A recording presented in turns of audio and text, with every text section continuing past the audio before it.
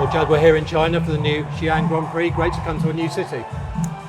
Yeah, I think from people I spoke to, there's a lot of sort of history behind this city, and it's always good to travel to new places, get to see new people play in front of big crowds. I think, especially the last 2 years, the crowds have really picked up in China. So it's always a pleasure to play in China nowadays, and my record here has been very good over the last 4 or 5 years, and looking forward to another event. Yeah, you had the perfect start to the season, winning the Shanghai Masters. How much confidence does that give you coming into this one? Yeah, I mean, I'm always a bit sceptical about how I'm going to start the new season. I don't normally miss the first tournament, which I did, just to give myself just a bit of extra time to practice and get myself ready, and ended up playing probably one of the best tournaments of my career, I think, in Shanghai, the way I played. So yeah, full of confidence in this one.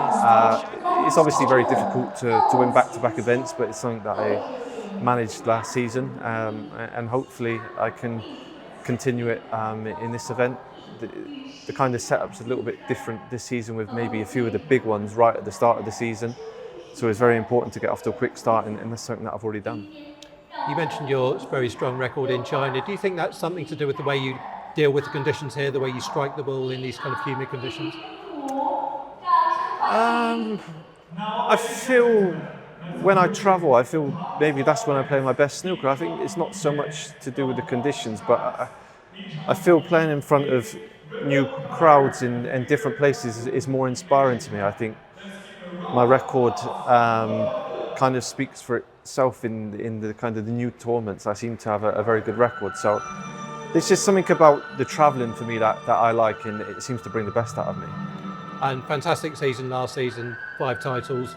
Do you feel you're at a stage in your career now where you can kind of become the dominant player in snooker? For me, I've kind of feel like I've been that player for maybe the last 4 or 5 years now. I think if you look on kind of titles won in that 5-year period, I think I'm quite a way clear. But for me, I think my aim this year is just to win as much as possible and try and get back to #1 in the world. I think when I was kind of really dominating for that spell, I think the world #1 just kind of added a bit of extra oomph, I think, and really helped the mindset.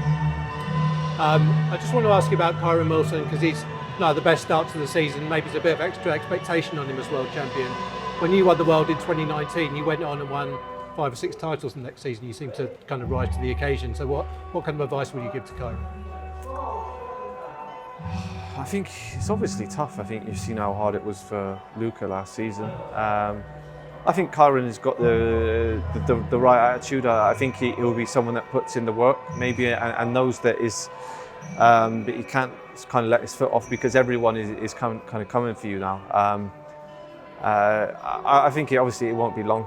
You don't want to go too long though without winning a title, because your kind of confidence takes a knock. But I think obviously with the people around him, he's got the right people around him, and yeah, you just have to keep putting the hard work in. Thanks, Judd, and good luck this week. Cheers, thank you.